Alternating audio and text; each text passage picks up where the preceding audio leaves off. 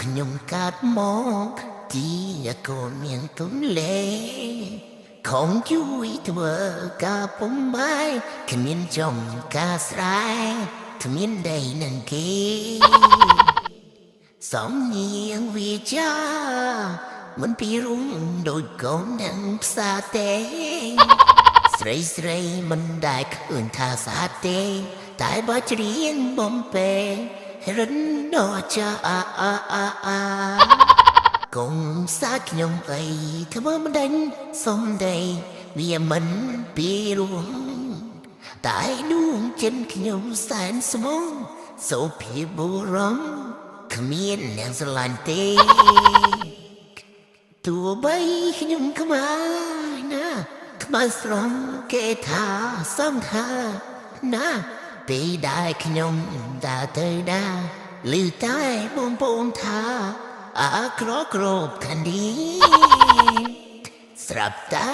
ពេលនេះខ្ញុំចេះលួចបើលួចក្តានចំលួចស្រឡាញ់តែមិនដឹងធ្វើយ៉ាងណាជំរាមចំបាននាងនោះស្អាតរូបខ្ញុំអត់ស្អាតយើងទាំងពីរពិនជាមិនសមគ្នាបើបានពីការមិនល្អទេណាមិនដែរពួកម៉ែបងប្អូនមិនតបពីបានឮពូប្រាំងច្រៀងមកព្រោះពូប្រាំងកូនអ្នកលេហើយនឹកឃើញបទហ្នឹងក៏ដាក់មកបទទៅហើយមិនថាត្រូវសាច់រឿងមកទេប្រហែលជាពូប្រាំងទៅថាត្រូវសាច់រឿងពូប្រាំងហើយខ្យល់រំភើយពេលព្រឹកដល់ក៏រៀងធំហើយជីវិតបើយើងខំប្រឹងតស៊ូមិនខំទៅមុខទេគ្មានណាគេជួយយើងទេហើយពេលនេះពេលវេលាខ្លះសិនយើងធ្វើការឲ្យគេទេគេក៏គ្មានគិតកម្រៃគិតខាងងារគិតកម្លាំងឲ្យយើងដែរតែយើងមានសកម្មភាពខ្លះបានជាគេនឹកឃើញយើងគេ